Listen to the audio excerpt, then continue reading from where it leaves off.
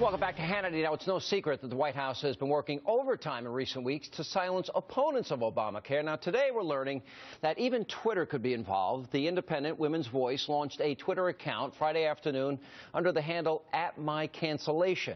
And they've been shut down 3 times since Friday. Now, the account, which is also a website, they're asking you, the American people, those of you losing your health care plans, to post pictures of your cancellation letters online.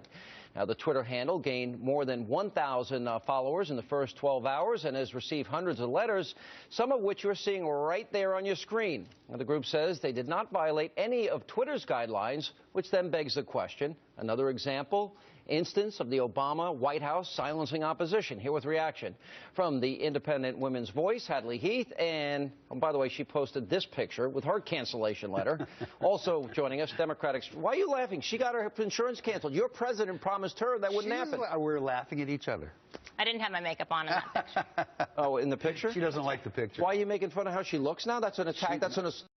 It's a war on women. You can accuse me of many things. Would I make fun of the way she looks? I'm kidding. I don't think so. But the point is, there are as many as we just discussed. There's going to be as many as 129 million Americans losing their coverage. Rick, you're an honest guy. I would be shocked if you made a promise to me. As a matter of fact, you did make a promise to me about a gift you were going to give me, and you gave it to me. You've kept your word. The president made this promise over and over again. She lost her insurance. Tell her why she should lose her insurance. Well, first of all, 129, you got to be careful. That's not a correct number. It is, you've heard me say. Millions. I said it Friday night. The president did not tell the truth. He lied. He should not have said that. There was a way to put it that would have been far more honest, because there was no way, even if it was just a company in the individual policy business, that went out of business. All right, then here's the next follow-up. If it's predicated on a lie, then why don't we just stop the legislation? Because that means the American people have a right to relitigate the whole plan. The answer is because while that may impact on 3 to 5 million people, and I'm not discounting that number, it's a big number. That doesn't mean that the legislation I gave you the itself, numbers. I gave you the page of the register the other day to look up, and you didn't do it. Because if you did, they knew back in July of 2010 that it was going to be 85% of independent plans, 60-some-odd% of small business, and 45% of large business. No, that's what the government knew. But look, this isn't the first broken promise for Obamacare. This is in a long list of broken promises. Not the one selling point, if you like your health plan, you can keep it, but many of the law's selling points we're now seeing are false. Affordability, whose premiums are going down? Not most people. Most people, especially if they don't get any protection from the tax credits or subsidies, are seeing huge increases in their costs. That's a broken promise. Another broken law. Deficit neutrality, are you kidding me? Another lie. This is not a deficit neutral reform. We're adding trillions of dollars in expenses to our deficits. So if you want to talk about broken promises, it doesn't start here. We've been running state by state every night. The premiums are going up. Why do you say that's not true? Let's tick off a few things Hadley said.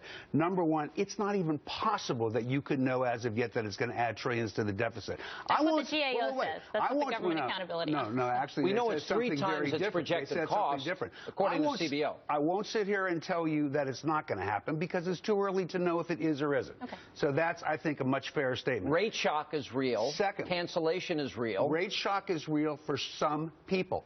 Rate shock is not real. On average, $2,500 savings per family per year. Yeah. Who said that?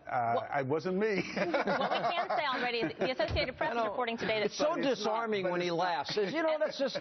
I wish you were angry, but it's a lie. It's a lie. And it's very serious. It's very personal. This is an increased cost for me personally. I represent a million. Exactly. The Associated Press is reporting today that already 3.5 million at least. What impact is it going to have on you? How much more are you paying? I'm going to pay at least a couple $1,000s per year. More. And yes, and I'm not going to receive any better I think coverage. Rick Unger should subsidize you because he bought into the lie and you didn't. It would be my pleasure. Good. Take it. But Hadley, you say it's going to cost you a couple $1,000 more. Let me ask you about the letter you got, because you held it up there on your Twitter page.